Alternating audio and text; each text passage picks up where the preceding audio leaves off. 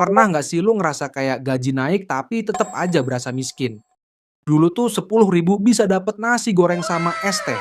Sekarang paling cuma cukup buat parkir sama senyum abang warung. Nah, yang lu rasain itu bukan perasaan doang. Itu yang namanya inflasi.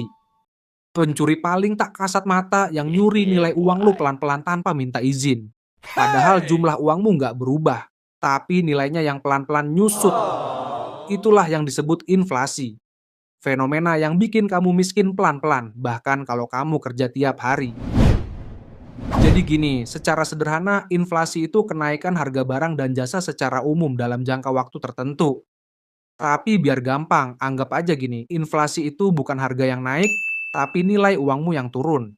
Misal, tahun 2010, uang 5.000 bisa dapat nasi uduk komplit. Nice. Tapi kalau tahun 2025, 5.000 cuman cukup buat parkir bentar. Itu pun kalau abang parkirnya lagi baik hati. Nah, yang berubah bukan nasi uduk atau makanannya, tapi daya beli uangnya yang melemah. Kita langsung aja ke contoh atau kasus nyatanya aja. Bayangin gini, pemerintah cetak lebih banyak uang tuh buat bantu ekonomi. Tapi jumlah barang di pasar segitu-gitu aja. Jadi semua orang punya uang lebih. Nah, kalau semua orang punya duit lebih, semua orang pengen beli barang yang sama.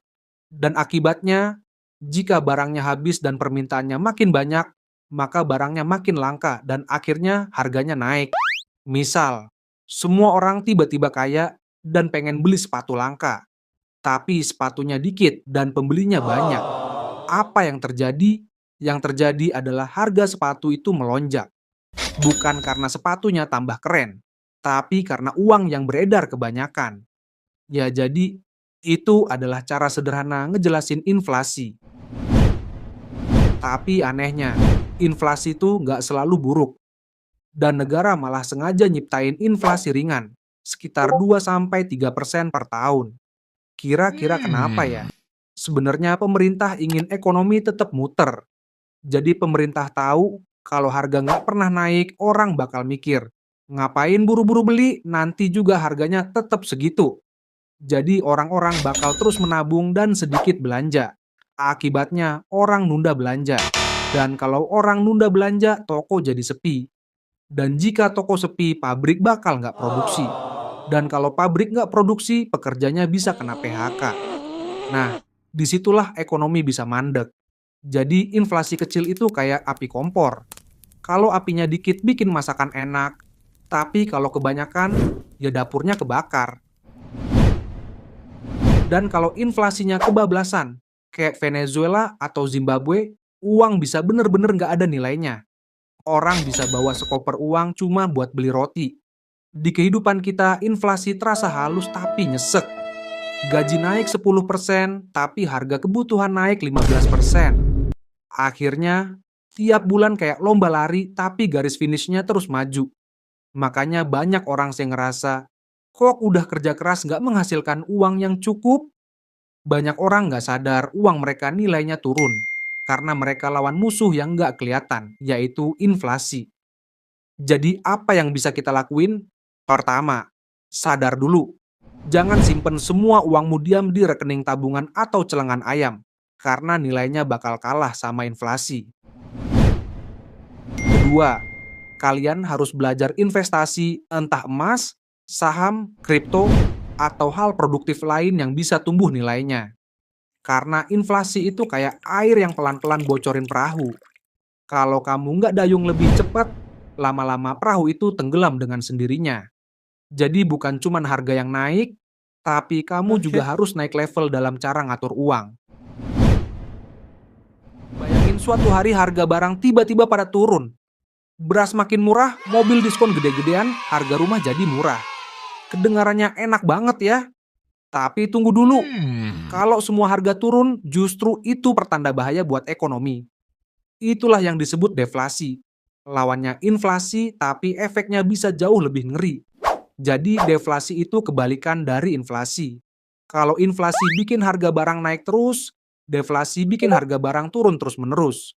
Tapi masalahnya, bukan karena dunia tiba-tiba baik hati nurunin harga, tapi karena orang-orang berhenti belanja. Uang beredar sedikit, permintaan turun, dan akhirnya harga-harga ikut jatuh. Contoh nyatanya, coba bayangin, kamu punya usaha jualan motor. Saat deflasi, harga motor di pasaran mulai turun. Orang-orang lihat itu dan mikir, wah, kalau minggu depan harganya bisa lebih murah lagi, mending nunggu aja deh. Nah, disitulah masalahnya mulai. Karena semua orang nunda beli, kamu jadi nggak dapet pemasukan. Kamu turunin harga biar laku. Tapi orang-orang malah makin yakin dan berpikir, tuh kan, bener kan turun lagi? Nanti aja beli pas makin murah. Akhirnya, stok motor numpuk, kamu rugi. Lalu mulai ngurangin karyawan buat hemat biaya. Efeknya nyebar. Mulai dari pabrik motor berhenti produksi, karyawan di PHK, dan ekonomi mulai melambat. Semua ini berawal dari satu hal, rasa takut rugi, karena harga terus turun. Tapi sebenarnya kenapa harga bisa turun? Gini, biasanya deflasi terjadi pas uang yang beredar di masyarakat mulai berkurang.